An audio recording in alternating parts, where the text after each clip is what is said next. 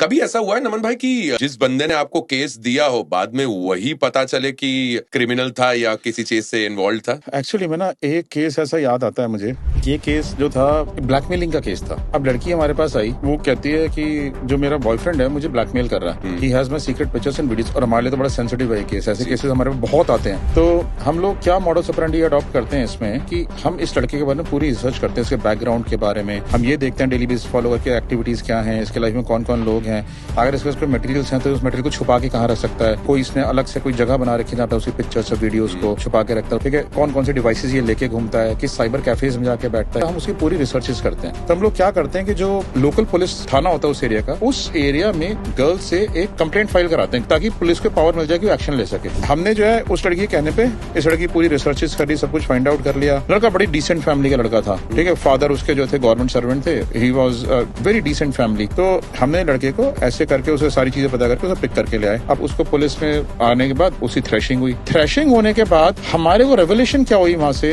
That was one case जिसको मैं सोचता हूँ कि ये केस हमें शायद गलत ले लिया या नहीं लेना चाहिए था। हमें पता चला कि एक्चुअली में एक गर्ल उसको ब्लैकमेल कर रही थी, यू नो, टेलिंग हिम कि मैं तुम्हारे अगेंस्ट रेप केस डाल दूंगी अगर तुमने मेरे शादी नहीं करी तो, क्योंकि देवर इन रिलेशनशिप। अब इंडिया में क्या होता है कि if you do not marry a woman right after having a relationship, तो क्या करती है कि under the false pretext of marriage, इसने मेरे से फिजिकल रिलेशनशिप बनाया, now is not getting married to me, तो वो क्या करते हैं कि जाके रेप केस फाइल करने के उनके पास पूरा पूरा हक है कि वो उसको बड़े टाइम से ब्लैकमेल कर रही थी। वो जो है शरीफ फैमिली का लड़का था वैसे, ठीक है, तो उसने जो है कहा कि भाई मैं अभी शादी नहीं कर सकता, मेरे पेरेंट्स नहीं मान रहे, उनकी जन्मपत्रियां नहीं मिल रही थी या जो भी डिफरेंट कास्ट थी या जो भी था उसके पेरेंट्स नहीं मान रहे थे शादी के लिए, तो वो उसके लिए उसको डिनाई कर रहा था और ये उसको ब्लैकमेल करे जा रही थी कि मैं तेरे ऊपर रेप केस फाइल कर दूंगी। पहले तो ये इस एक्सटेंट तक था सिर्फ कि मुझे तेरे शादी करनी है, फिर इस एक्सटेंट तक आगे तो मुझे इतने पैसे मंथली देने पड़ेंगे, ठीक है, उससे मेंटेनेंस करना शुरू कर दिया अननेसेसरली। फिर जब वो बहुत ज्यादा परेशान हो गया, उसके पैसे भी नहीं थे देने के लिए, तो उसने फिर इसको ये बोला कि देख मेरे पास भी तेरी पिक्चर्स हैं और मैं ये तेरी पिक्चर्स जो है ना मिसयूज करूंगा फिर अगर तू मुझे ब्लैकमेल करेगी तो। द वुमन वाज जिल्टेड, वो चाहती थी कि वो तो उसको ब्लैकमेल करती रहे लेकिन लड़का उसको ब्लैकमेल ना कर पाए।